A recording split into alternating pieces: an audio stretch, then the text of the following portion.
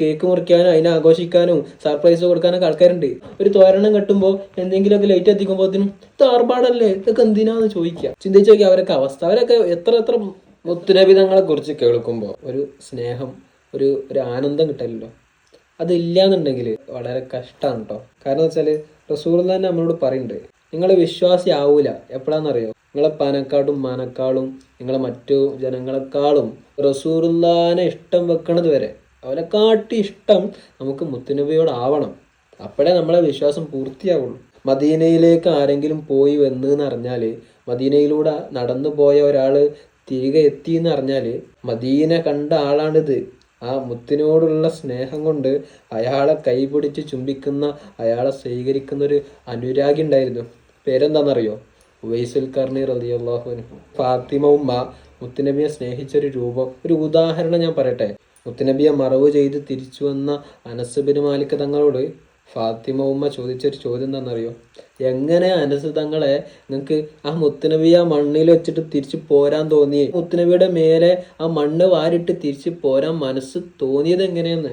ഫാത്തിമ ഇടയ്ക്കിടയ്ക്ക് ആ മദീനത്ത് ചെല്ലും, റൗള ഷരീഫിൽ ചെന്നിട്ട് ഇരുന്നിട്ട് അവിടുത്തെ മണ്ണ് വാരിയിട്ട് അത് തലയിലൂടെ ഇടും. എന്നിട്ട് പാട്ട് പാടുത്രേ, ഈ മണ്ണിന് എന്ത് ഭംഗിയാണെന്ന്, ഈ മണ്ണിന് എന്ത് സുഗന്ധമാണെന്ന്. നമുക്ക് കിട്ടിയ ഏറ്റവും വലിയ ഭാഗ്യം എന്താണെന്നറിയോ? മുത്തുനബിയുടെ സമുദായത്തിൽ പെട്ടു എന്നുള്ളതാണ്.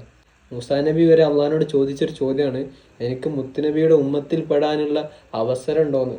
എന്നിട്ടും ആ ഹബീബിനെ കുറിച്ച് പറയുമ്പോൾ, ആ റസൂലുള്ളാഹിനെ കുറിച്ച് പറയുമ്പോൾ നമ്മളെ മനസ്സിനൊരു കുലുക്കില്ലെങ്കിൽ, നമ്മളെ മനസ്സിന് ഒരു മാറ്റമില്ല. നമ്മൾ മറ്റ് ചങ്ങായിമാരെ നമ്മളെ കൂട്ടുകാരെ കുടുംബങ്ങളെ ബർത്ത്ഡേ വരുമ്പോൾ അതിനെ ആഘോഷിക്കാനും കേക്ക് മുറിക്കാനൊക്കെ ആൾക്കാരുണ്ട് അല്ലേ? ശരിയോ തെറ്റോ നടക്കട്ടെ, അതിന് കേക്ക് മുറിക്കാനും അതിനെ ആഘോഷിക്കാനും സർപ്രൈസ് കൊടുക്കാനൊക്കെ ആൾക്കാരുണ്ട്. അതൊന്നും ഈ തെറ്റ് പറഞ്ഞവർക്ക് പ്രശ്നമില്ല.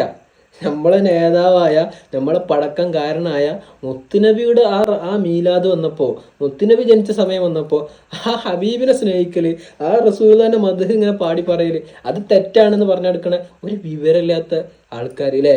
ചിന്തിച്ചു നോക്കി അവരൊക്കെ അവസ്ഥ. അവരൊക്കെ എത്ര ഹതഭാഗ്യരാണ് അവര്.